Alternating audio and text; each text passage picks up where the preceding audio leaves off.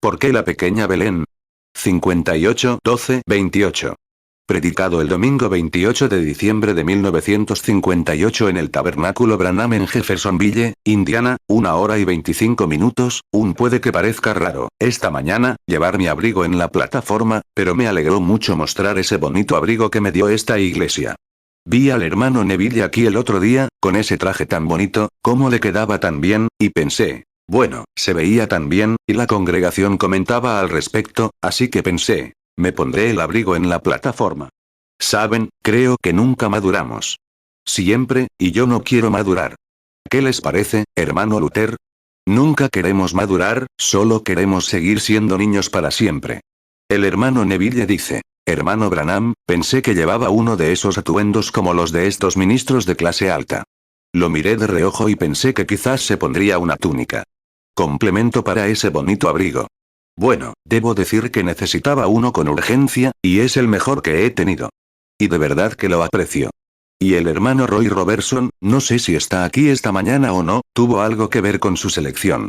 Fue una excelente selección, y estamos muy contentos de tenerla. Así que estamos muy contentos de estar de vuelta en la casa del Dios viviente esta mañana y de disfrutar de estos maravillosos momentos de comunión en torno a su preciosa palabra. 3 y pronto, si Dios quiere, tendré que ir al extranjero. Supongo que lo vieron en La Voz de los Empresarios, que salgo al extranjero el próximo mes. Y pediremos a todos que oren por nosotros mientras estemos fuera. Parece que en el extranjero mis reuniones parecen ir mejor, porque allí se escucha mejor. En Estados Unidos, le decía al hermano Mercier que escuchaba, primero me dio un tocadiscos, que tenía grabados algunos de mis sermones. Supe entonces que si alguien me escuchaba, sería por la gracia de Dios, porque pensé que podría mejorar un poco. Él también está grabando eso. Pueden cortar esa parte, está presionando el pulgar. Supongo que lo está cortando. 4 Pero les digo, me quedé muy sorprendido. La predicación más pobre que he escuchado en mi vida fue la mía, sí, grabada. Me puso tan nervioso que ni siquiera pude cenar. Me enfermé, me levanté de la mesa y no pude dormir esa noche. Y ayer fui a Kentucky con el hermano Ward.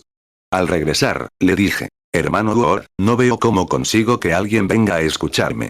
Es tan pobre, me repito tanto, y, la gramática me falla, y la puntuación, no hay ninguna. Simplemente, no sé. Dije, me animó en cierto modo, saber que tiene que ser Dios, o nadie vendría. Así es. 5 Estaba hablando con el hermano Collins. Supongo que está en el edificio. Así que le dije, se acercó y le contaba sobre el tema. Le dije, hermano Collins, sinceramente. Tengo casi 30 años como predicador, y sin duda debería saber lo que es un sermón. Dije, es el sermón más pobre que he escuchado.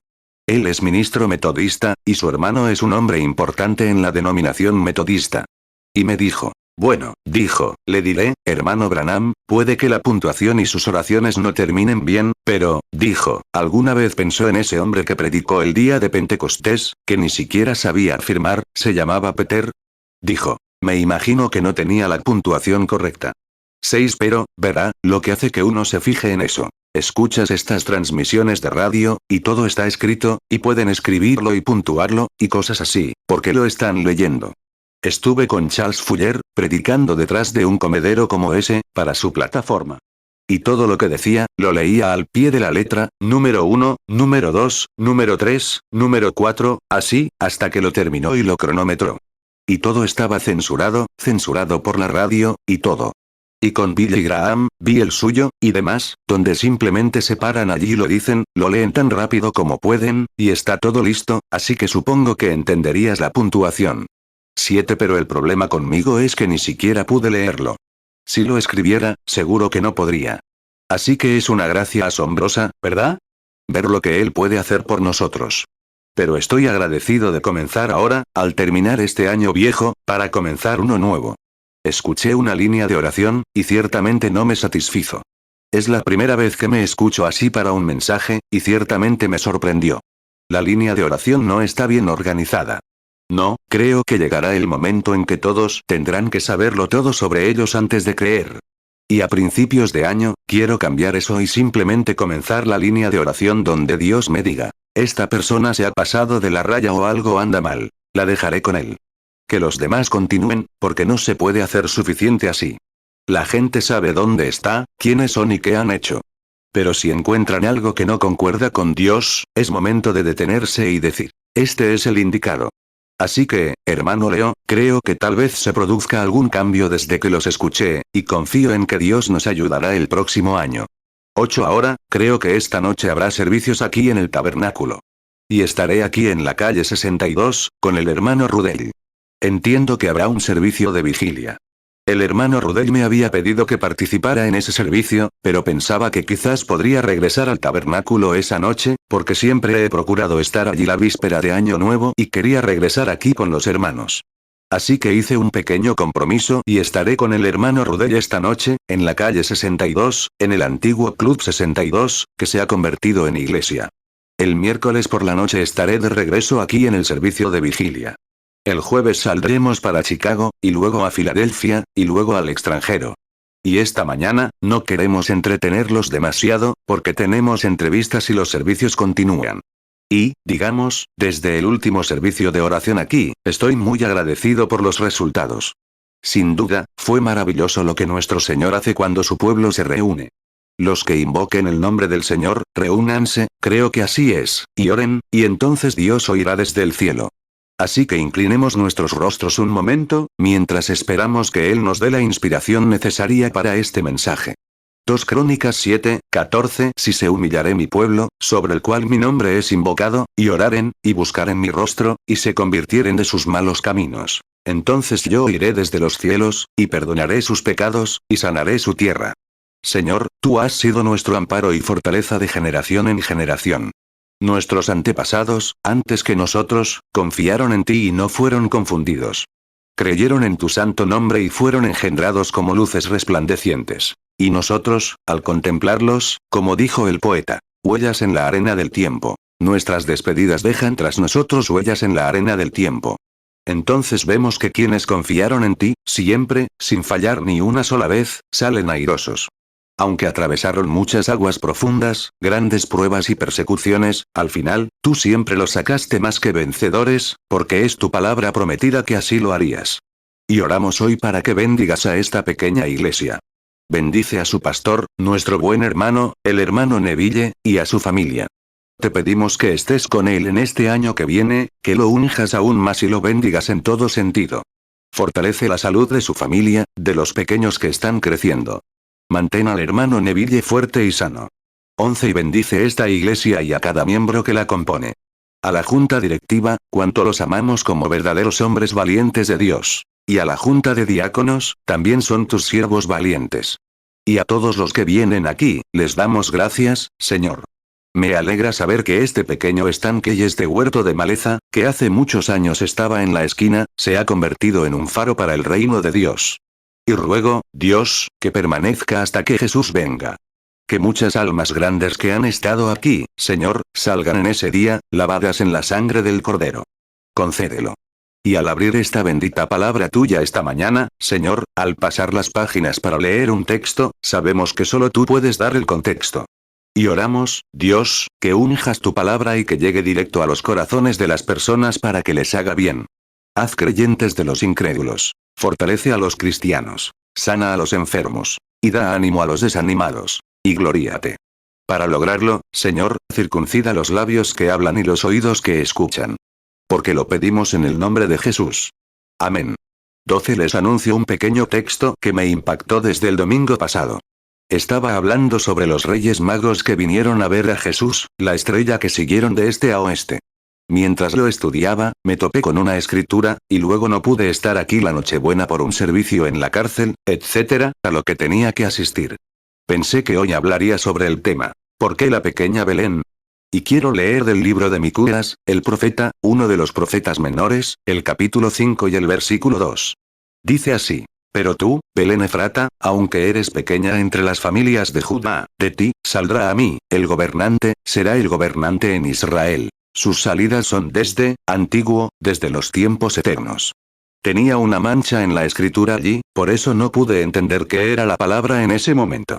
Miqueas 5:2 Pero tú, Belén Efrata, pequeña para estar entre las familias de Judá, de ti me saldrá el que será Señor en Israel. Y sus salidas son desde el principio, desde los días de la eternidad. 13 de todos los lugares que hay en Palestina. Y hay tantas grandes ciudades, y sus localidades, ciudades aparentemente mucho más conocidas en la historia, y ciudades más grandes y mejor fortificadas. ¿Por qué Dios eligió la pequeña Belén para ser el lugar de nacimiento de su hijo? Hay muchas más grandes. Y por ejemplo, la historia de Jerusalén, la orgullosa Jerusalén, la capital de todo, y una de las ciudades más grandes de Palestina.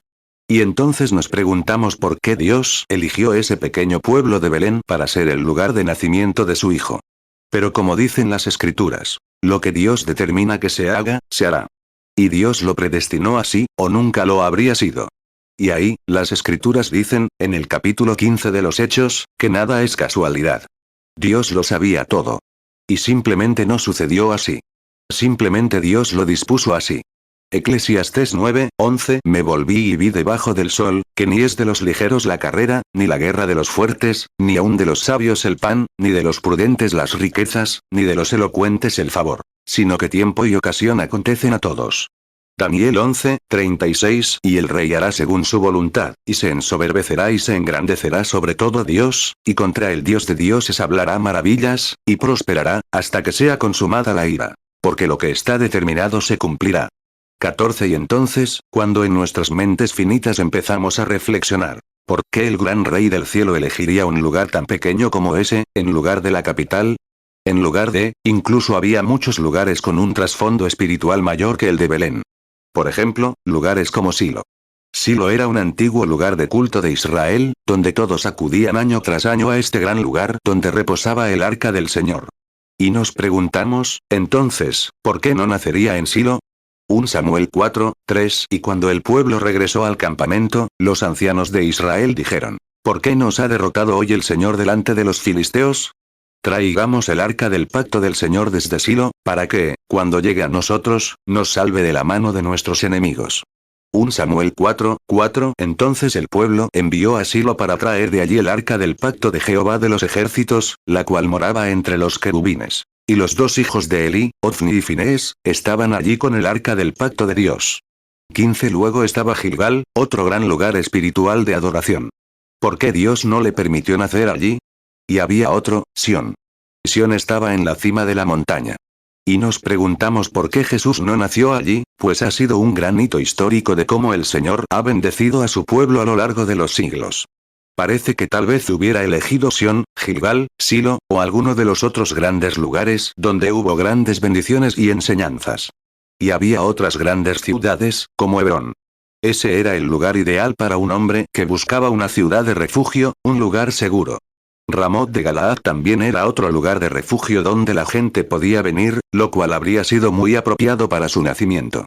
Josué 21:13 Pidieron a los hijos del sacerdote Aarón Hebrón con sus ejidos como ciudad de refugio para los homicidas, y Libna con sus ejidos, Josué 21:38 Y de la tribu de Gad, Ramot de Galaad con sus ejidos, para ser ciudad de refugio para los homicidas. Y Mahanaim con sus ejidos, 1 Samuel 10:8 Y tú descenderás delante de mí a Gilgal, y he aquí yo descenderé a ti para ofrecer holocaustos y sacrificar sacrificios de paz. 7 días estarás hasta que yo venga a ti, y te enseñe lo que has de hacer.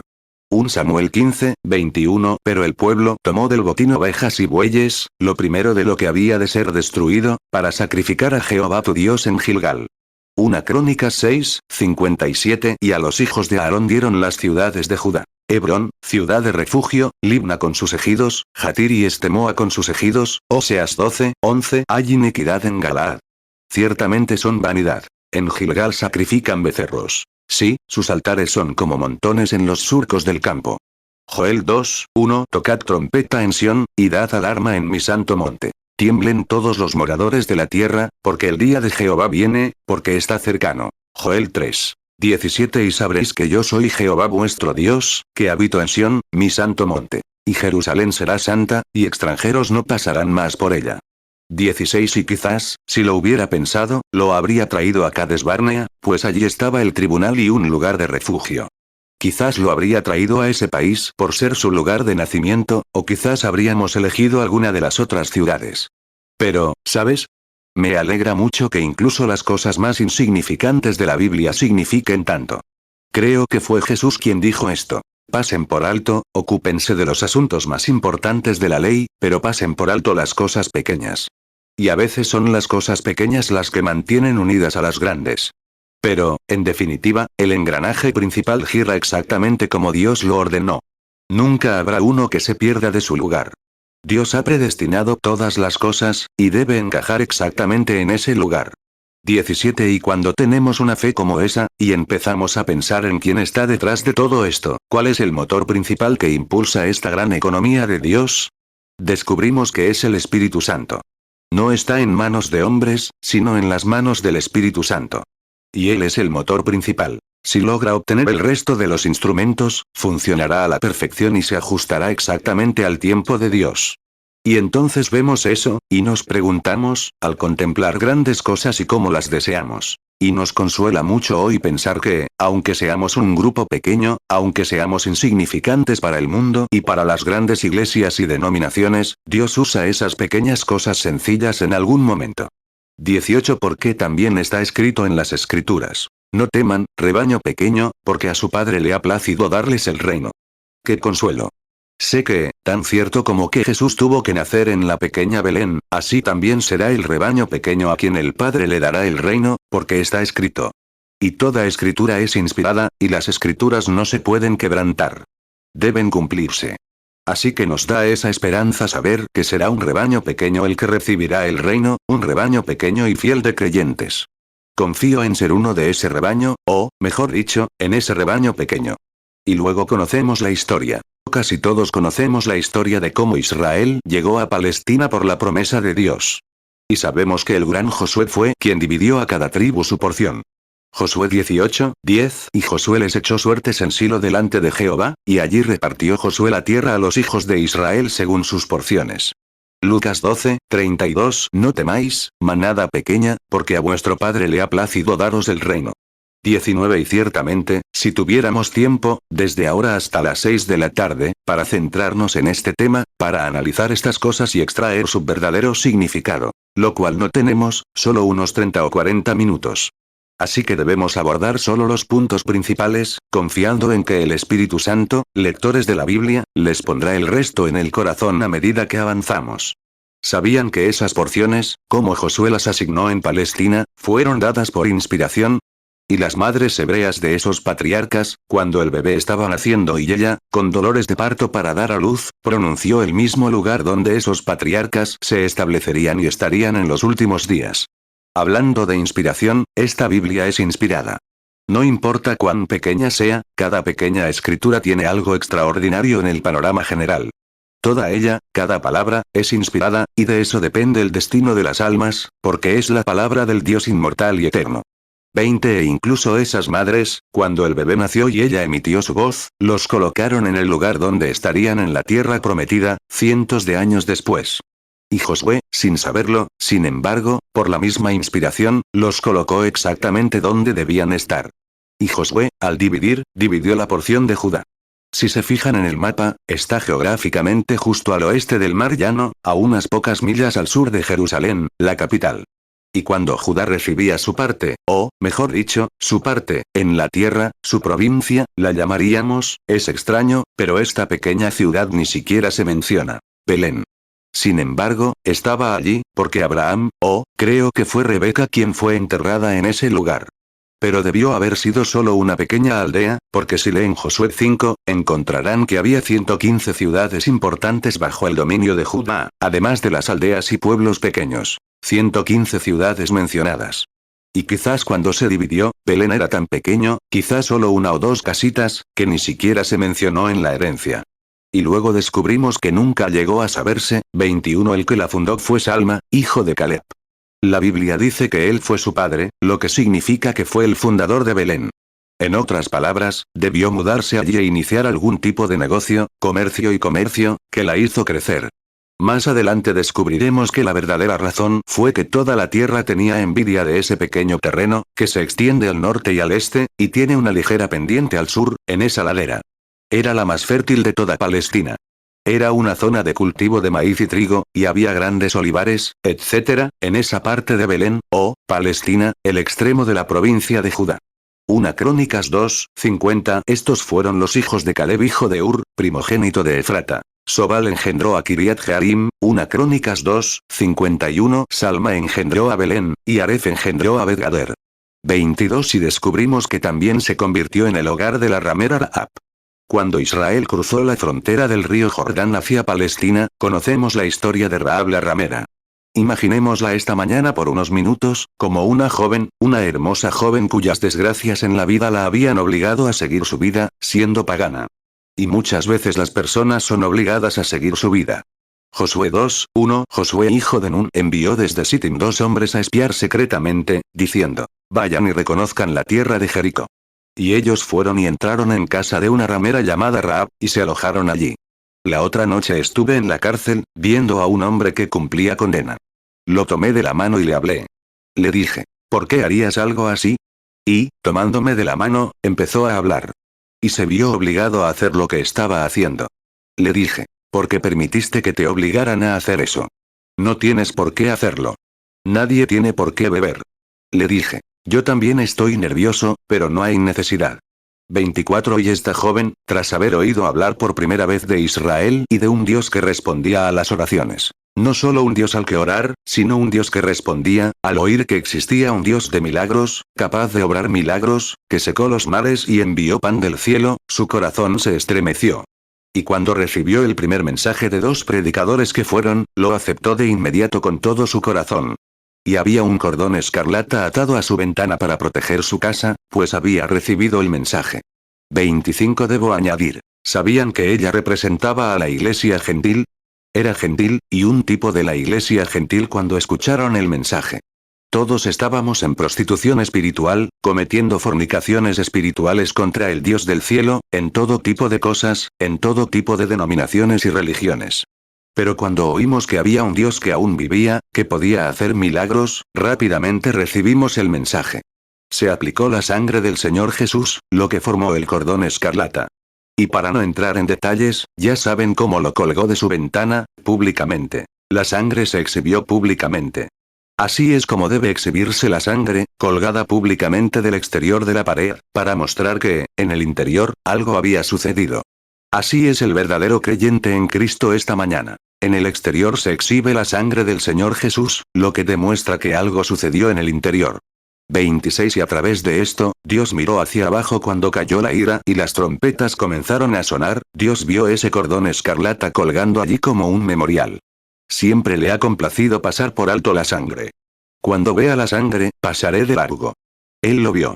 Y cuando el temblor y el Espíritu Santo retumbaron la tierra y derribaron esos muros, de unos 6 metros de espesor, ni una sola roca cayó donde colgaba ese cordón.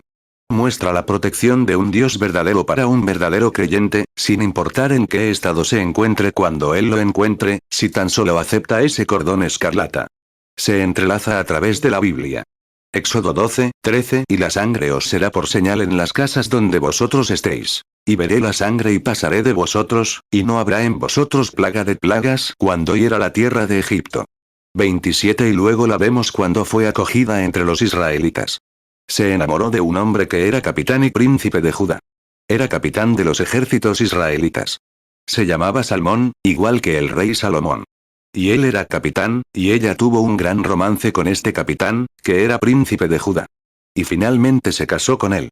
Y cuando se repartieron los bienes entre los israelitas, ella y su amado esposo vivieron en Belén.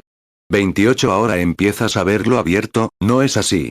Mira, empieza a abrirse como vemos que en Belén ella vivió, siendo una novia gentil, de un judío. ¿Por qué? Porque ella creía en un Dios hacedor de milagros. Y como, mira de dónde venía, de haber salido de una casa de mala fama, de prostitución. A través de su conversión y a través de su fe inquebrantable en Dios, la trajo de una casa de prostitución, a un hermoso hogar en Belén. ¿Qué diferencia? Así es como nos hace a todos. De una casa de incredulidad y frustraciones, y actos inmorales, y todo, a un lugar, posición en Cristo, que es lo más hermoso. De lo ridículo a lo sublime, esa es la diferencia que hace a través de nuestra conversión. ¿Y viste? Ella se casó con un príncipe de la casa de Judá, un capitán. Ese capitán representaba a Cristo, tomó para sí una novia gentil. Desde lo más bajo de lo más bajo, hasta el principal y mejor lugar de la tierra, como lo abordaremos más adelante en nuestro mensaje, para demostrar que no podía haber otra cosa. Son un tipo de la iglesia gentil. 29 Y descubrimos que tenían una hermosa casa en Belén, pues Salmón la había fundado, y que se convertiría en un lugar magnífico, con tierras fértiles. Qué hermoso es pensar en esa gran región de trigo, que sería el pan del mundo. Y es cierto. Con razón Jesús tuvo que nacer allí, pues él era el pan de vida. Allí es donde toda la nación venía por su trigo, todas las naciones por su maíz. Porque era en Belén, donde se encontraban esas tierras fértiles. Y, como ven, este pequeño detalle, simplemente diciendo, oh, era la región del trigo, sin embargo, tenía un significado especial. Y ven cómo el príncipe gentil, este príncipe judío, llevando a su novia gentil de regreso a Belén, para establecerse, un lugar donde vivir, donde había pan en abundancia. Descubrimos que, a través de este gran romance y gran obediencia a la fe, por medio de la ramera Rahab, ella dio a luz un hijo a Salmón, y su nombre fue Booz. Y todos conocemos otra gran historia que se relaciona con esto. Booz nació en Belén, hijo de Salmón y la ramera Rahab. Ruth 4, 21 Salmón engendró a Booz, y Booz engendró a Obed, 1 Crónicas 2, 11 y Naasón engendró a Salma, y Salma engendró a Booz, Mateo 1, 5 Salmón engendró de Rahab a Booz. Booz engendró de Ruth a Obed. Y Obed engendró a Isaí. 30 Y descubrimos que años después de que Noemí dejó el país y se fue a vivir con los moabitas, quienes la maltrataron y se separó de la comunión con el resto de los creyentes, vinculándose a una condición de apostasía en otra tierra, entre otro pueblo. De lo contrario, abandonó la verdadera iglesia creyente para salir al mundo por un tiempo, para unirse a una iglesia social, que creía que cualquier cosa estaría bien. Allí, perdió a su esposo. Y no tiene por qué ser siempre en la muerte física. Podrías perderlo en una muerte espiritual, o perder a tu esposa. Mejor quédate en buenas condiciones. Es mejor que te quedes donde sabes que estás cubierto por la sangre, sin importar cómo se vean los demás, cuán grandes sean, cuán elegantes sean las torres de sus iglesias o cómo suenen las grandes campanas. Es mejor que te quedes donde la sangre cubre los pecados del pueblo.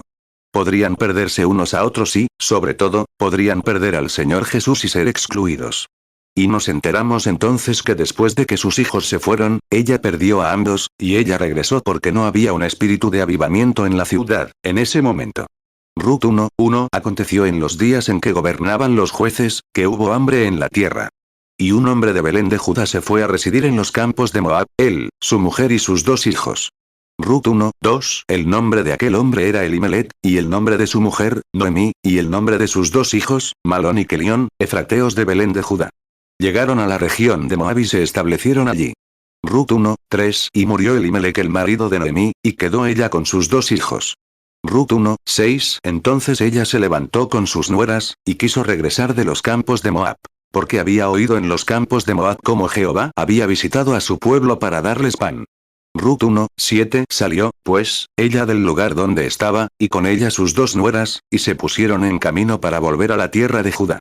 31 Oh, cómo me gustaría descansar aquí unos minutos. Cómo me gustaría retomarlo aquí mismo y mostrárselo. No importa cuántos en la iglesia hayan retrocedido, permanezcan bajo la sangre. Ese es el lugar donde morar. Dentro o fuera, arriba o abajo, en las buenas o en las malas, donde sea que estén, permanezcan bajo la sangre. Pero Noemí pensó que sería mejor ir y unirse a otro grupo, porque estaban teniendo problemas, no había pan espiritual. Pero Dios lo restaurará. Yo restauraré, dice el Señor. Quédense en el campo de donde proviene. Jeremías 30, 17 Porque yo haré venir sanidad para ti, y sanaré tus heridas, dice Jehová. Por cuanto desechada te llamaron, diciendo, esta es Sión, de la cual nadie busca. Joel 2, 25 Y yo os restituiré los años que comió la oruga, el saltón, el revoltón y la langosta, mi gran ejército que envié contra vosotros.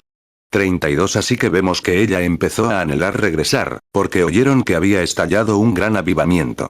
Y si se fijaron, Noemí regresó en la temporada de cebada, dice la Biblia, justo en el momento de la cosecha. Es decir, cuando se estaba produciendo un gran avivamiento, aplicándolo espiritualmente.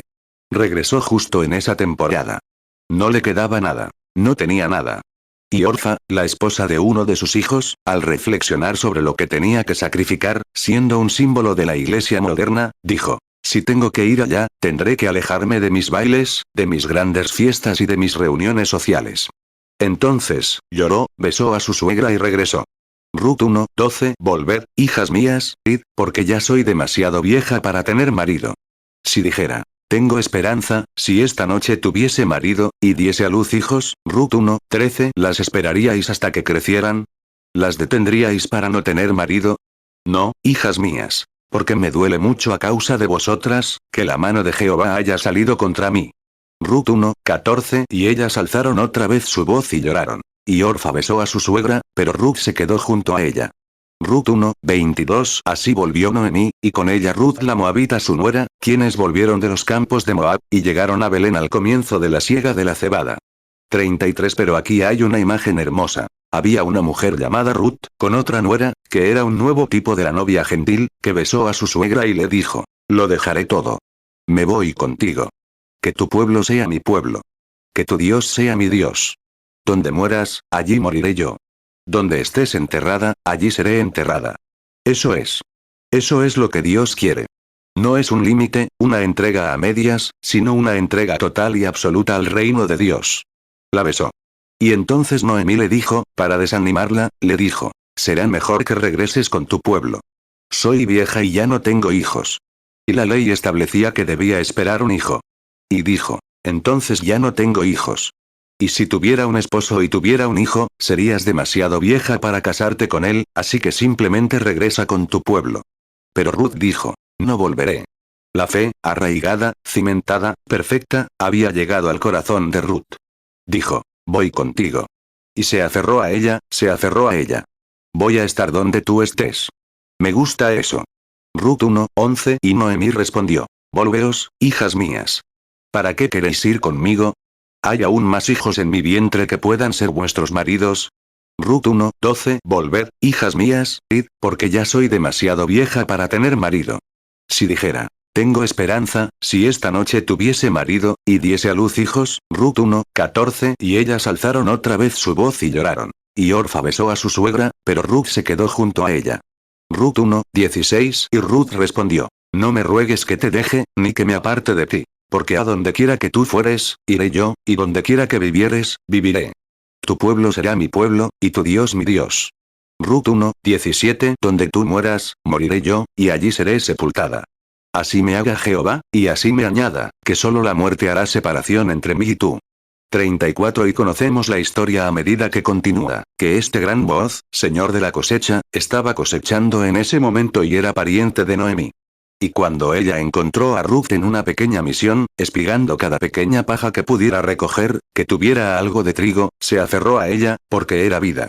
Booz, siendo el señor de la cosecha, ordenó a sus segadores que dejaran caer un puñado de vez en cuando para ella. Y ella lo recogía con alegría. Y ella desgranó un gran delantal ese día. Y cuando Booz, el señor de la cosecha, salió y vio a Ruth, y vio su fidelidad, se enamoró de ella. Observen a Booz representando a Cristo. ¿Dónde estaba él? Belén. ¿A dónde había llegado Ruth? Belén. ¿Dónde estaba espigando? En Belén. ¿Ves todos esos significados espirituales de esto aquí, el trasfondo de esta gran escena que está teniendo lugar, sabiendo Dios esto desde el principio? Ruth 2:1. Y Noemí tenía un pariente de su marido, hombre poderoso y rico, de la familia de Elimelech, el cual se llamaba Booz. Ruth 2:2. Entonces Ruth la moabita dijo a Noemí, déjame ir al campo a recoger espigas en pos de aquel a cuyos ojos halle gracia. Y ella le respondió, ve, hija mía. Ruth 2:3. Y ella fue y vino, y espigó en el campo en pos de los segadores, y aconteció que el campo que le correspondía era de Booz, el cual era de la familia de Elimelech. Ruth 2:16. Y deja también caer para ella algunos puñados de los manojos, y déjalos para que los recoja, y no la reprendas. 35. Y empezó a preguntarle a su suegra qué debía hacer. Y finalmente Ruth se casó con Booz, un gentil casado de nuevo con un príncipe, en Judá, y se estableció y vivió en Belén. Oh, pequeña Belén, ¿no eres la más pequeña entre todas las principales ciudades de Palestina? Pero agradó a Dios, cuyo conocimiento y salida es desde la antigüedad, que su hijo naciera allí. Él lo sabe todo, y obra con la mayor precisión. Y allí Ruth se casó con Booz. Y cuando Ruth y Booz se casaron, Si tuviéramos tiempo para adentrarnos en la gran historia, que fue una de las escenas de amor más grandiosas de todos los tiempos, cuando Ruth y Boaz se casaron. Y recuerden, detengámonos un momento aquí. Demasiado bueno para pasarlo por alto. Ruth 3:5 y ella respondió: haré todo lo que me digas. Ruth 4:13 Boaz, pues, tomó a Ruth, y ella fue su mujer. Y cuando se llegó a ella, Jehová le dio que concibiera y diera a luz un hijo. Micueas 5:2 Pero tú, Belén Efrata, pequeña para estar entre las familias de Judá, de ti me saldrá el que será Señor en Israel. Y sus salidas son desde el principio, desde los días de la eternidad. Mateo 2:6 Y tú, Belén, de la tierra de Judá, no eres la más pequeña entre los príncipes de Judá, porque de ti saldrá un gobernador, que apacentará a mi pueblo Israel. 36 Ruth era gentil. No tenía herencia con los judíos, al igual que nosotros los gentiles. Así que, Noemí era la que heredaría. Había perdido toda su herencia. Todos sus bienes se habían vendido en subasta pública. Por lo tanto, fue excomulgada y se fue. Ahora bien, cuando regresó, solo había una persona que podía redimir su herencia perdida. Ese era un pariente cercano. Y Boaz lo sabía, así que tuvo que trabajar de alguna manera para conseguir a esta joven gentil como esposa. ¿Y qué tenía que hacer? Tenía que comprar toda la herencia de Noemí para poder obtener esta propiedad, de la cual Ruth era parte. Y el único hombre que podía comprarla tenía que ser una persona que fuera pariente cercano. Esa era la ley de redención. 37 Y la única manera en que Cristo pudo comprar la herencia del Israel descarriado fue convirtiéndose en un pariente. La única manera en que Dios pudo redimir a la raza humana fue que Dios mismo se hizo carne. Y Jesús fue Dios hecho pariente de la raza humana. Él fue Emmanuel. Se convirtió en pariente. Tomó sobre sí, no la forma de ángeles, sino la forma de un siervo que lavaba los pies y vivía, y las zorras tenían guaridas, y las aves del cielo nidos, pero él ni siquiera tenía dónde recostar la cabeza. Comía, bebía, lloraba, reía, igual que los demás hombres. Y él era Dios, no un profeta. Era Dios porque tenía que ser pariente para redimir a la raza humana perdida. Así que, Boaz, en este gran tipo en Belén, miren dónde nació este pariente de la raza humana, tenía que estar. Mateo 8:20 Entonces Jesús le dijo: las zorras tienen guaridas, y las aves del cielo nidos. Pero el Hijo del Hombre no tiene dónde recostar la cabeza. Lucas 9:58 Entonces Jesús le dijo: las zorras tienen guaridas, y las aves de los cielos nidos. Pero el Hijo del Hombre no tiene dónde recostar la cabeza. 38 Y cuando este gran Boaz la redimió, tuvo que demostrar públicamente que había redimido todos sus bienes perdidos. Así que fue a la puerta de Belén, aquella pequeña ciudad, y llamó a los ancianos de la ciudad, y les hizo saber que ese día había comprado todo lo que Noemí había perdido. Todo lo que ella perdió, él lo recuperó. Y se quitó el zapato y lo arrojó ante el pueblo, como una bandera. Y si alguien tiene alguna razón para decir algo, que lo diga ahora, porque este es un memorial de que he redimido todo lo que ella perdió. Ruth 4:1 Entonces Boaz subió a la puerta y se sentó allí. Y he aquí, pasó el pariente de quien Boaz había hablado, a quien Boaz le dijo: ese hombre. Ven y siéntate aquí. Y él se volvió y se sentó. Ruth 4:8 Entonces el pariente dijo a Boaz: cómpralo para ti. Y él se quitó el calzado. Ruth 4:9 Y Boaz dijo a los ancianos y a todo el pueblo: vosotros sois testigos hoy de que he comprado todo lo que fue de Elimelech, y todo lo que fue de Kelión y de Malón, de mano de Noemí. Ruth 4:10 Además he adquirido para mí a Ruth la Moabita, mujer de Malón, por mujer, para restaurar el nombre del muerto sobre su heredad, para que el nombre del muerto no sea borrado de entre sus hermanos, y de la puerta de su lugar. Vosotros sois testigos hoy. 39 Oh, bendito sea el nombre del Señor. Y cuando vino nuestro pariente, Jesús de Nazaret, nacido en Belén, se paró en la cima del Gólgota y lo elevó entre el cielo y la tierra, como memorial de que había redimido todo lo que la raza humana había perdido en la caída. ¿Cómo pueden los hombres despreciar la sanidad divina y los poderes de la resurrección del Señor Jesús, cuando se hizo un estandarte público en el Calvario? He redimido a toda la raza humana y todo lo que perdieron, redimió nuestra alma, redimió nuestro cuerpo, redimió todo lo que perdimos en la caída. Nuestro pariente redentor vino, se hizo carne, habitó entre nosotros, ofreció el estandarte y dijo: consumado es. ¿Qué es lo que ha terminado? Todo ha terminado. Estamos entrando directamente en nuestra herencia. Y a medida que pasan los días, nos acercamos cada vez más. Juan 19:30 Cuando Jesús hubo tomado el vinagre, dijo: consumado es. E inclinando la cabeza, expiró. 40 Booz y Noemí, tras un tiempo de matrimonio, tuvieron un hijo, que engrosó el linaje, Obed. Él también tuvo a su hijo, Jesé. Jesé tuvo 8 hijos varones.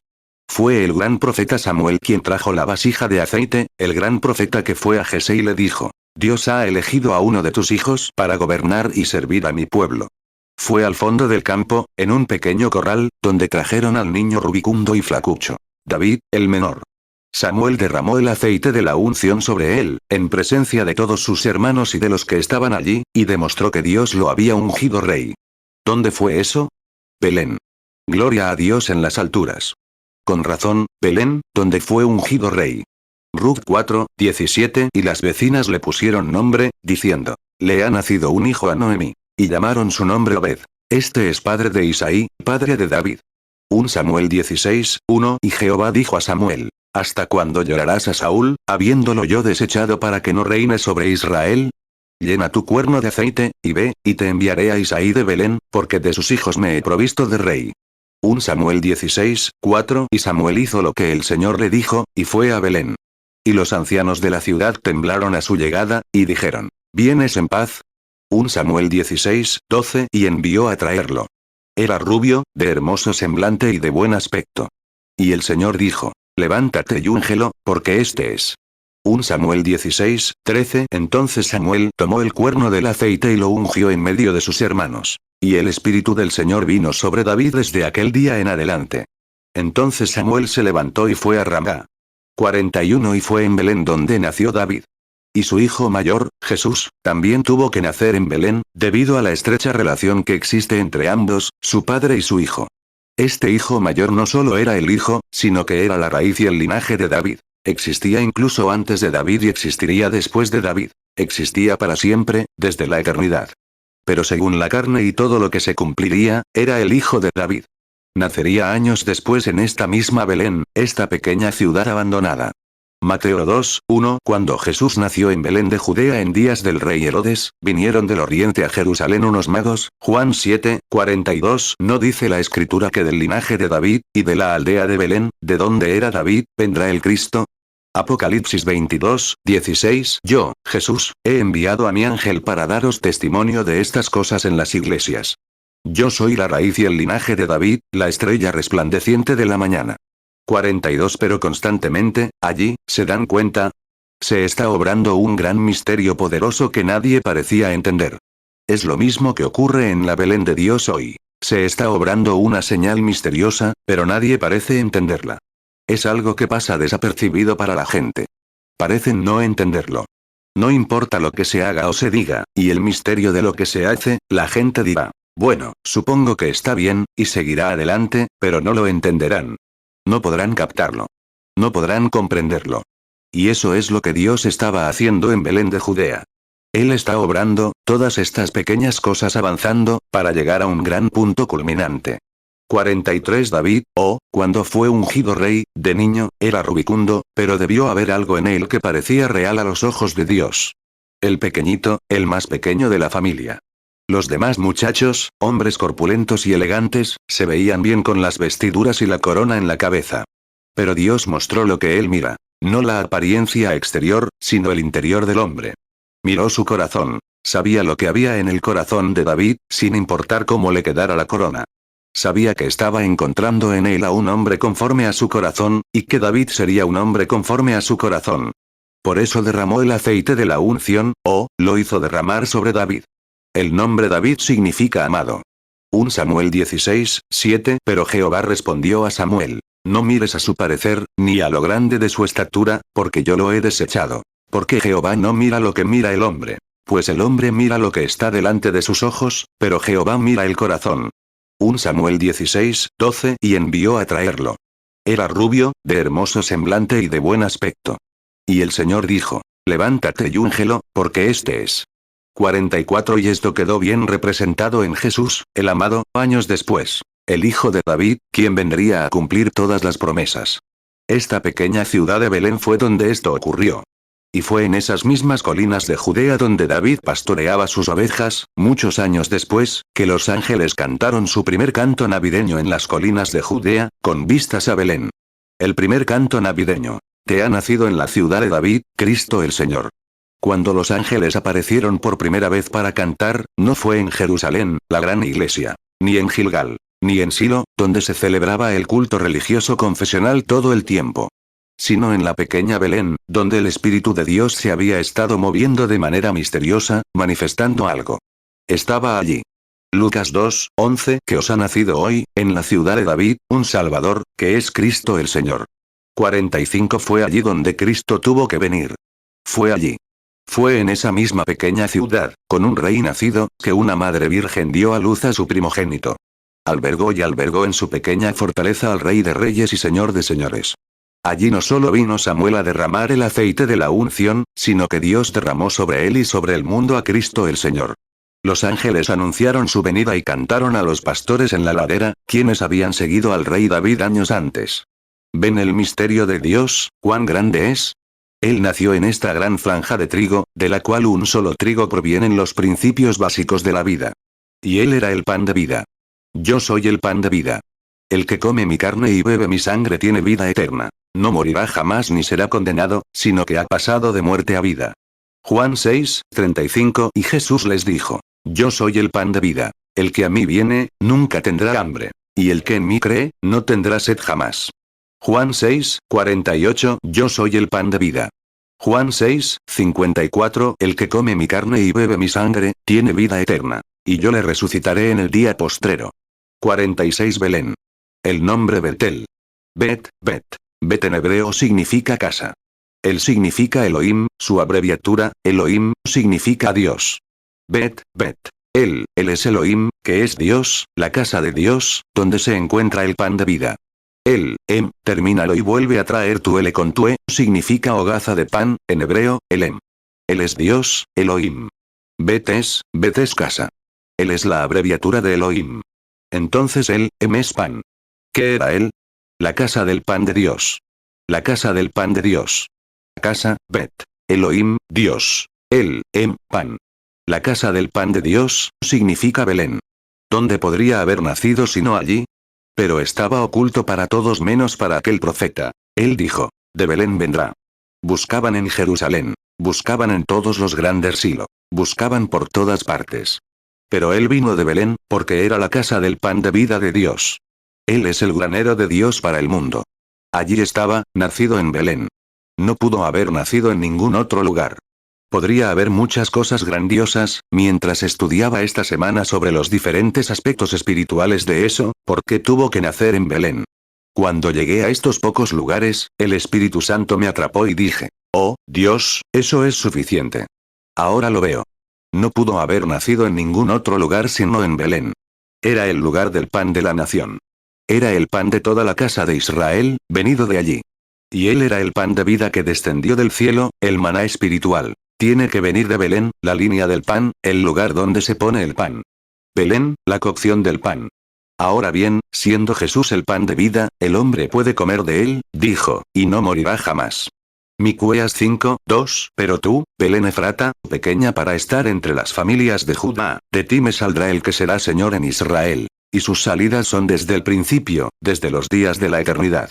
Mateo 2:6 Y tú, Belén, de la tierra de Judá, no eres la más pequeña entre los príncipes de Judá, porque de ti saldrá un gobernador, que apacentará a mi pueblo Israel. Juan 6:50 Este es el pan que desciende del cielo, para que el que de él come, no muera. 48 Otro gran acontecimiento que no olvidaría mencionar fue cuando David estaba en su peor momento, cuando era un fugitivo. Ya había sido ungido. Sabía lo que iba a ser. Iba a ser rey, Dios lo dijo, y aún así fue odiado. Estaba entre dos grandes y profundos fuegos. Los filisteos a un lado, tras él, y Saúl al otro. Y era un hombre sin nación.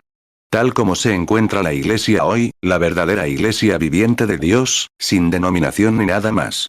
Ella se encuentra sola, pero aún así ha recibido la unción. Ella sabe lo que es. 49 ¿Cómo es posible que el diablo, por ambos lados, ataque a David?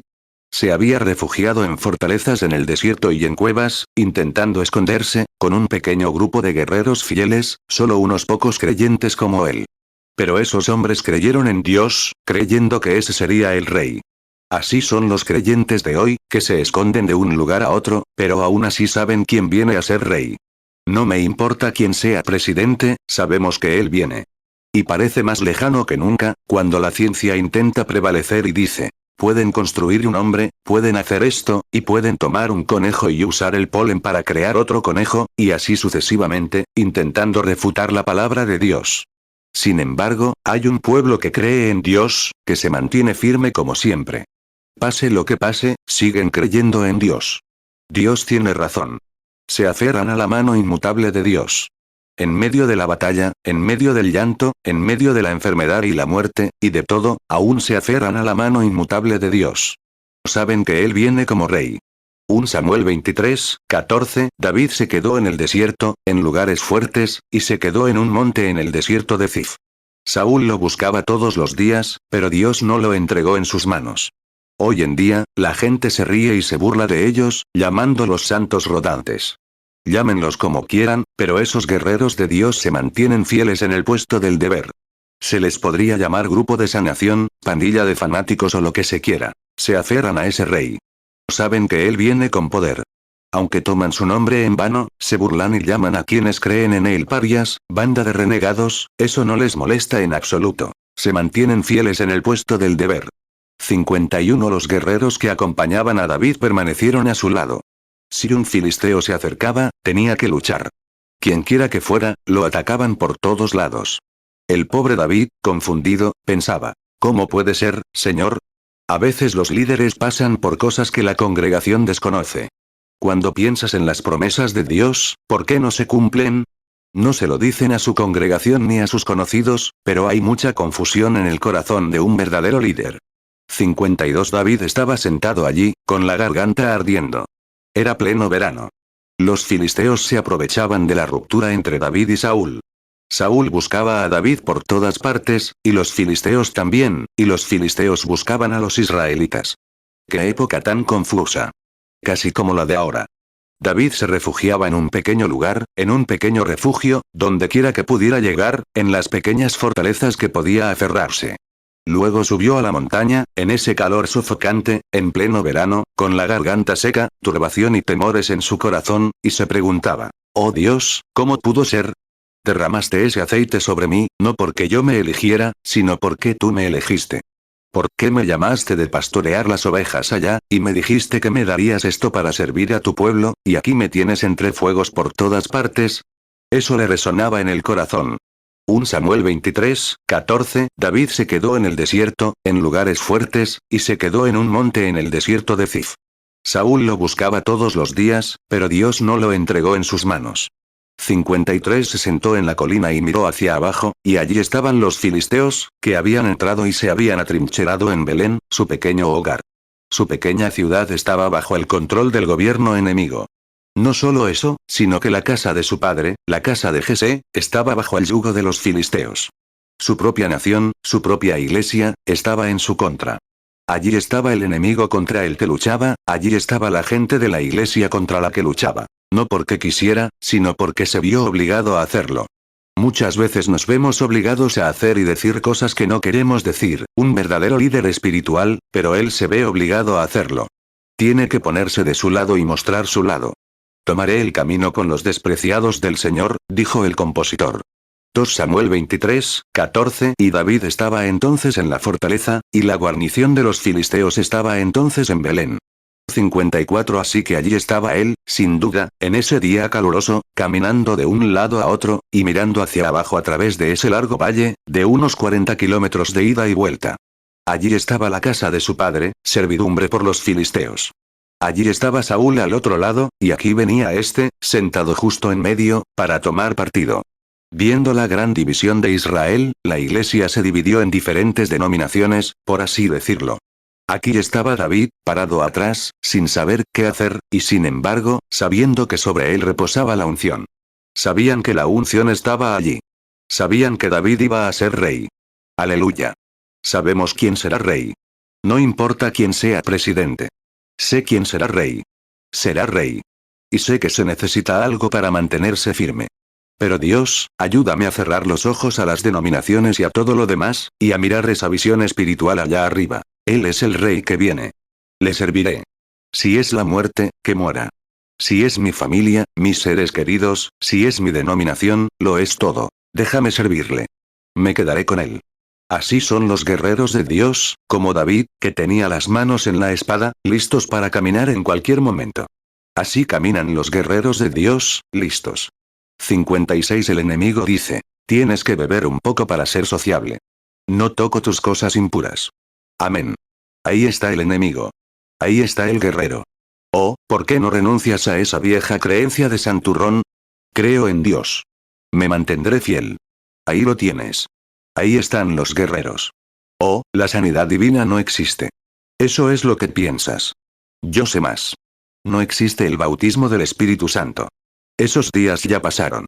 Eso es lo que piensas. Ya lo recibí. Es demasiado tarde para decirme nada al respecto. 57. Sabían que la unción estaba sobre ese hombrecillo de aspecto rubicundo, y sabían que iba a ser rey. Pero David, en su interior, estaba desconcertado. Me lo imagino, obsérvenlo un momento. Regresa allí, se sienta, mira hacia allá y piensa. Mi amada ciudad, Belén. Mírenla, donde han sucedido las grandes cosas de Dios, donde nació el abuelo de mi abuelo, donde mi tatarabuela, allá, pronunció en tiempos del nacimiento de Judá, de cuya tribu soy, que allí se depositó algo sobrenatural. Ella pronunció su lugar, y allí Josué lo colocó de alguna manera. Y por ahí llegan todas estas cosas aquí. Tiene que ser. Yo era pastor de ovejas, y tú derramaste aceite sobre mi cabeza. Dijiste que sería rey. Te creo. Amén. Luego regresa y mira hacia abajo y piensa. Bueno, allá abajo en mi pequeña ciudad, donde nací, ese pequeño grupo donde estaba, aquellos buenos viejos tiempos. 58. Sería mejor que los metodistas recordaran sus buenos tiempos, cuando eran pocos y distantes en pequeñas escuelas aquí en Estados Unidos, cayendo bajo el poder de Dios y echándose agua en la cara. Sería mejor para ustedes, los bautistas, recordar también de dónde vienen, y para el resto de ellos.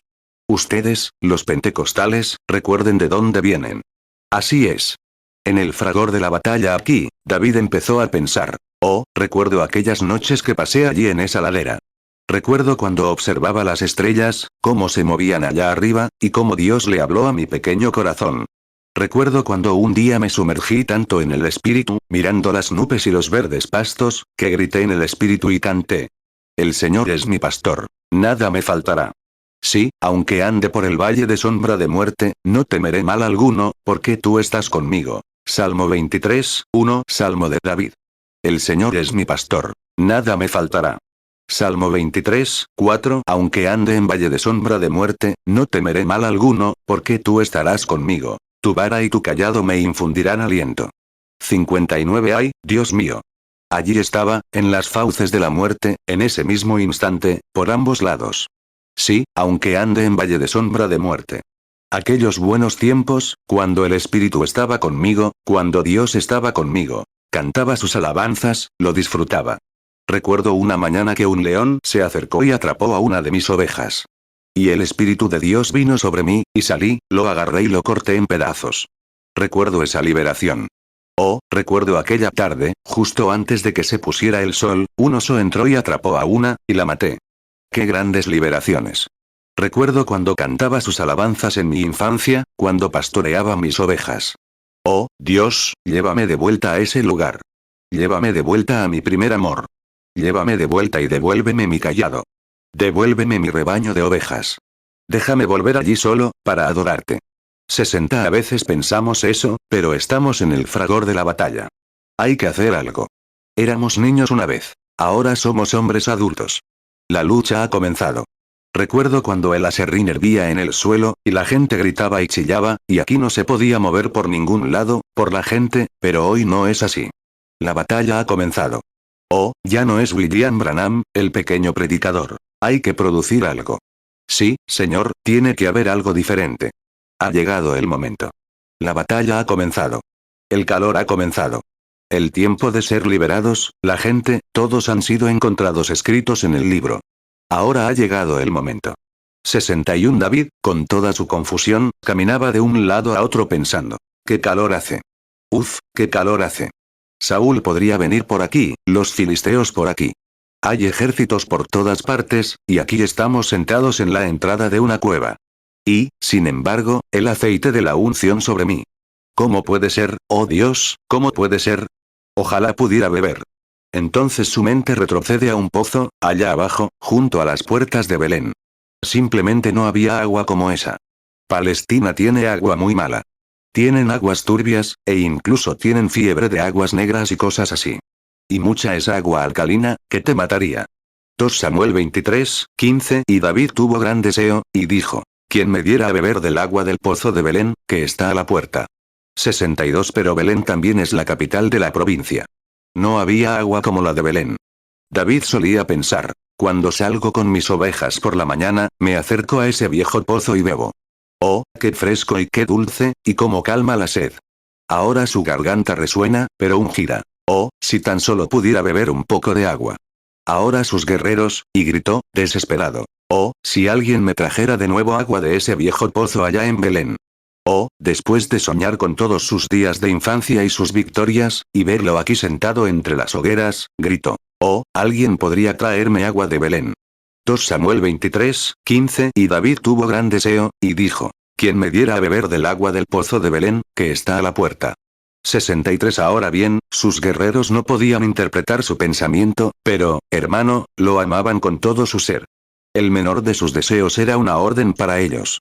3 de sus valientes guerreros desenvainaron sus espadas, se escabulleron del campamento y se abrieron paso a corta distancia, 40 kilómetros. David, al partir, sin duda se preguntó: ¿dónde están? ¿Qué han hecho? ¿A dónde fueron? ¿Sabían que arriesgaban su vida? Estaban en las fauces de la muerte, a lo largo de una línea de 40 kilómetros, tendiendo emboscadas por todas partes, con las espadas revoloteando y los escudos detonando. Pero su hombre, su hermano, a quien creían que sería rey, pidió un trago. 2 Samuel 23, 16 Y aquellos 3 valientes irrumpieron en el campamento de los filisteos, y sacaron agua del pozo de Belén, que estaba junto a la puerta, y tomándola, la trajeron a David. Mas él no la quiso beber, sino que la derramó para Jehová. 64 Oh, hermano, me pregunto si los guerreros de hoy están dispuestos a abrirse paso entre el formalismo, las dudas y la incredulidad, para refrescarse en la presencia del Señor, sus deseos. El menor de tus deseos. Si es África, la India, si es la calle, donde sea. El menor de tus deseos, Señor, es mi orden. La muerte no significa nada para mí. La popularidad, lo que soy, lo que seré, no significa nada, Señor. Es para cumplir tus deseos. Esos son los guerreros que están a su lado. Si me llaman santo rodeador, si mi nombre es escandalizado, si me patean en la calle, eso no importa. Tu deseo es mi orden. Ese es el verdadero soldado. 65 ¿Qué hicieron? Se abrieron paso hasta llegar al pozo. Sacaron el cubo de agua. Y aquí regresan, luchando, abriéndose paso de derecha a izquierda, hasta que llegan a la presencia de David. Dijo: aquí está, mi señor. ¡Ay, Dios mío! ¿Qué? Un hombre deshonrado, un hombre odiado por la iglesia, un hombre odiado por el rey, un hombre odiado por los filisteos, un hombre odiado en casi todas partes. Pero un pequeño grupo que lo seguía sabía que él era el rey venidero. 2 Samuel 23, 16 Y aquellos 3 valientes irrumpieron en el campamento de los filisteos, y sacaron agua del pozo de Belén, que estaba junto a la puerta, y tomándola, la trajeron a David. Mas él no la quiso beber, sino que la derramó para Jehová. Hoy, sé que cantamos grandes canciones, construimos grandes iglesias, tenemos grandes himnos y todo, lo alabamos así, pero Jesús dijo: en vuestros corazones estáis lejos de mí, pues enseñáis como doctrina mandamientos de hombres. Dejad que el Espíritu Santo entre y haga algo en la iglesia, mostrando la presencia de Jesucristo, y os echarán a patadas. En vano me adoráis. Ellos me adoran, pero en vano lo hacéis vosotros, enseñando como doctrina tradiciones de hombres. Pero hay guerreros que creen en él, hay guerreros que lo defienden, con un entendimiento espiritual, como en la pequeña Belén de allá. Claro que lo fue. Mateo 15, 8 Este pueblo de labios me honra, pero su corazón está lejos de mí. Mateo 15, 9 Pues en vano me honran, enseñando como doctrinas, mandamientos de hombres. Marcos 7, 6 Él respondió y les dijo: hipócritas, bien profetizó de vosotros Isaías, como está escrito: este pueblo de labios me honra, mas su corazón está lejos de mí. Marcos 7, 7 Pues en vano me honran, enseñando como doctrinas, mandamientos de hombres. 67 David tomó un cubo de agua, lo miró, y la Biblia dice que lo derramó sobre la tierra. Dijo: Señor, lejos de mí beber eso, porque estos mis guerreros han arriesgado su vida para ir allá y traerme esta agua. Es sangre humana. No puedo hacerlo. Y esta dulce agua por la que arriesgaron sus vidas y atravesaron las líneas enemigas para ir allá a buscarla, David la derramó sobre la tierra como ofrenda voluntaria al Señor. No fue una vileza. Simplemente cumplió las escrituras. 2 Samuel 23, 16 Y aquellos 3 valientes irrumpieron en el campamento de los filisteos, y sacaron agua del pozo de Belén, que estaba junto a la puerta, y tomándola, la trajeron a David. Mas él no la quiso beber, sino que la derramó para Jehová. 2 Samuel 23, 17 Y él dijo: Lejos esté de mí, oh Señor, que yo haga esto. ¿No es esta la sangre de los hombres que fueron con peligro de sus vidas? Por eso no quiso beberla. Esto hicieron estos 3 valientes. 68 Porque, aunque Jesús, de Belén, es el pan de vida, también es el agua de vida. Claro que lo es. ¿Y qué hizo? Fue representado tanto por David como por los guerreros. Porque él era el rey, y era el guerrero que vino y atravesó las líneas enemigas. Amén. Conquistó la muerte, el infierno y la tumba, derramó su propia sangre para que se cumpliera Juan 3, 16. Porque de tal manera amó Dios al mundo, que dio a su Hijo unigénito, para que todo aquel que en él cree, no se pierda, mas tenga vida eterna. Y que no dio el agua que representaba, sino que él era el agua, un pueblo que perece, para que pueda tener vida. ¿Cómo lo hizo?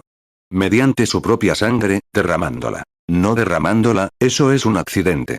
La derramó libremente en el Calvario, después de atravesar cada línea del enemigo, y derramó su sangre vital, para ser el granero del mundo. Y la fuente se llenó de sangre, sacada de las venas de Emanuel, cuando los pecadores se sumergieron bajo la corriente, perdieron todas sus manchas de culpa. Juan 3, 16 Porque de tal manera amó Dios al mundo, que ha dado a su Hijo unigénito, para que todo aquel que en él cree, no se pierda, mas tenga vida eterna. 69 Por eso nació en Belén. Por eso tuvo que venir, porque era el centro del pan, el pan de vida. Era el centro del agua. ¿Qué es? Las aguas de vida. Y en Jesús estaban tanto el pan de vida como las aguas de vida, por lo tanto, tuvo que venir y nacer en Belén. Tú, Belén de Judea, ¿no eres el más pequeño entre todos los grandes príncipes? Eres solo un predicador común y corriente, solo un hombrecito. Pero de ti saldrá, el gobernante que es desde el principio, y por los siglos de los siglos, su origen ha estado saliendo desde los siglos, y por los siglos de los siglos. Por eso nació en Belén de Judea. Lo acunó. Y, hermano mío, el lugar donde Él quiere ser acunado hoy es en tu propio ser, en tu propio corazón, para que Él pueda mostrar desde ti, las aguas de vida a un pueblo que perece, y el pan de vida a un pueblo hambriento. Él es el pan y el agua de vida, que son las 2 cosas esenciales para la vida del hombre. Es pan y agua. Está prometido, seguro. Miqueas 5, 2 Pero tú, Belén Efrata, pequeña para estar entre las familias de Judá, de ti me saldrá el que será Señor en Israel. Y sus salidas son desde el principio, desde los días de la eternidad. Mateo 2, 6 Y tú, Belén, de la tierra de Judá, no eres la más pequeña entre los príncipes de Judá. Porque de ti saldrá un gobernador, que apacentará a mi pueblo Israel. 70 Inclinemos la cabeza un momento, y al hacerlo, quiero su completa atención. ¿Han estado alguna vez en Belén esta mañana? Si nunca han estado en Belén, también se llamaba Efrata de Belén. Efrata significa la raíz, y viene de la palabra cáñamo. Y el antiguo distrito se llamaba Efrata, que significa el principio de la vida. Cristo dijo: Si permanecéis en mí, yo soy la vid y vosotros los pámpanos. Él es la raíz de toda vida. Si nunca han venido a Belén, Efrata, Belén, vengan esta mañana y recíbanlo como su Salvador, y Él les perdonará sus pecados. Le levantarás las manos y dirás: Señor Dios, ten piedad de mí ahora. Vengo a Jesús con todo mi corazón. Vengo a tu Belén, agua y pan de vida. Lo acepto como mi Salvador personal. Que el Señor te bendiga, jovencito. Que el Señor te bendiga. Que Dios te bendiga, pequeño. Juan 15, 5 Yo soy la vid, vosotros los pámpanos. El que permanece en mí, y yo en él, éste lleva mucho fruto. Porque separados de mí nada podéis hacer. 71 Hay alguien más que diga: vengo ahora, sin nada en mis brazos. Estoy de pie, sediento, con la garganta seca. Me pregunto dónde puedo ir y encontrar la verdadera vida. Me pregunto. Me he unido a iglesias, que Dios la bendiga, hermana. Me he unido a iglesias, he hecho todo lo que sé hacer, hermano Branham, pero aún no he tocado ese verdadero recurso vivificante. Ahora vengo, Señor, a recibirlo. Él está aquí para usted. Podría simplemente levantar la mano y decir, soy yo, Señor. ¿Soy el que está de pie y necesitado? Que el Señor la bendiga mientras oramos. 72. Oh Señor Dios, este pequeño mensaje fragmentado, traído de las Escrituras, aunque, con todos sus símbolos, lo pusiste ahí. Quizá esté oculto a los ojos de los sabios y prudentes, y sea revelado a los pequeños que aprenderán. ¡Qué pequeño Belén, el más pequeño de todos! ¿Cómo dijo eso el profeta? ¿No eres tú el más pequeño entre todos los príncipes? Pero a Dios le agradó tanto traer de ese pequeño e insignificante lugar al gobernante de Israel. Señor Dios, de un pequeño grupo de personas lavadas por la línea escarlata de la sangre del Señor Jesús, traerás a ese grupo, en algún lugar, Señor, a través de este mundo, a Cristo de nuevo, que gobernará a todas las naciones con vara de hierro. Te ruego, Padre Dios, que tengas misericordia de cada uno de nosotros que estamos presentes ahora, y que podamos ir a tu Belén. Oh, venid, todos los fieles, hemos estado cantando, venid a Belén. Señor, haz que vean que no se trata de ir a una pequeña ciudad lejana, que una vez fue un símbolo, sino de ir a la realidad, a Jesucristo, el pan y el agua de vida de Dios. Y a estos que alzaron la mano, recíbelos en tu reino ahora mismo, Señor, porque es por su fe que lo reciben, es por fe que alzaron la mano, y es por fe que creo que los recibes. Guárdalos, Señor, en Belén, donde nunca se desviarán ni se irán como Noemí, sino que, si los tiempos se ponen difíciles, que permanezcan allí mismo. Pronto mejorará. Concédelo, Señor. Micueas 5:2. Pero tú, Belén Efrata, pequeña para estar entre las familias de Judá, de ti me saldrá el que será Señor en Israel. Y sus salidas son desde el principio, desde los días de la eternidad. Mateo 2:6. Y tú, Belén, de la tierra de Judá, no eres la más pequeña entre los príncipes de Judá, porque de ti saldrá un gobernador, que apacentará a mi pueblo Israel. 73. Ahora te pido que tengas misericordia de los enfermos y afligidos. Hay quienes aquí, Señor, necesitan tu toque sanador. Oh Señor, restauraste a Belén a toda su antigua gloria. La restauraste en tiempos de depresión, cuando estaba enferma. La trajiste de vuelta y trajiste a Noemí en la temporada de cebada. Y ahora, Padre, te rogamos que traigas a cada Noemí y a todos los necesitados aquí. Te pido, Dios. Oh Señor, es justo la temporada de cebada, el gran pan de cebada que se vio rodando colina abajo, hacia el campamento del enemigo. Te pido, Dios, que traigas ese gran pan de cebada a este edificio ahora, y que sea la expiación por la enfermedad del pueblo, así como por el pecado, y sanes a cada persona que está en la divina presencia. Siento, Señor, tal vez sea solo mi propio sentir, pero siento que estás cerca, tu cercanía ahora aquí. Creo que estás aquí. Y no lo digo por la gente. Tú que conoces el corazón del hombre, te ruego, Señor, que de alguna manera capten la visión, esta mañana, como aquellos guerreros, de tu gran omnipotencia, tu gran poder, tu gran presencia, de lo que eres, el Hijo de Dios, el Rey, el ungido, que estás en medio de nosotros. Que lo vislumbren en sus almas y sean sanados de sus aflicciones. Hago esta oración, al presentársela, en el nombre de Jesucristo, tu Hijo. Amén. Creo en Dios, en todas sus palabras, en que cada parte de su palabra es divinamente inspirada. Creo que Él no es yo era, sino yo soy, una presencia eterna. Creo eso ahora mismo, entre la gente aquí. Tú que alzaste la mano, busca una iglesia, bautízate en el nombre de Jesucristo, invoca a Dios, lava tus pecados, creyendo que su pronta venida, Él aparecerá en su segunda venida. Yo también creo que su presencia está aquí para sanar a los enfermos, para sanar a los necesitados. No es necesario que oren por ustedes uno por uno. La otra noche les demostré esto a las personas, que solo quería mostrarles lo que sucedería. Hechos 22:16. Ahora, pues, ¿por qué te detienes? Levántate y bautízate, y lava tus pecados, invocando el nombre del Señor. 75. Había un joven, que está sentado mirándome fijamente ahora, que llevaba días en cama. Tenía la garganta tan inflamada que no podía ni comer nada. Tenía una fiebre altísima. Les había dicho a sus padres, que venga el hermano Branham a orar por mí. Y, por alguna razón, no quisieron molestarme, porque estaba ocupado. Y algo me llevó a su casa.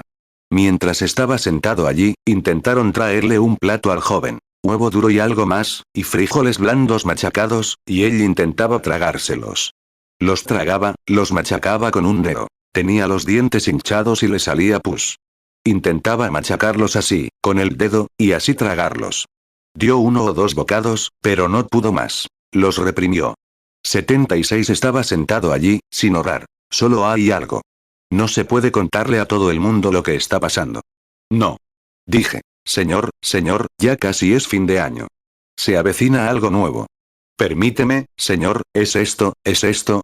Y tan pronto como comencé a decir eso, y dije ahora, en mi corazón, sé que estás aquí, el joven extendió la mano y tomó otro bocado, y otro bocado, y otro bocado, y otro bocado, y terminó todo su plato, se subió a su auto y se fue.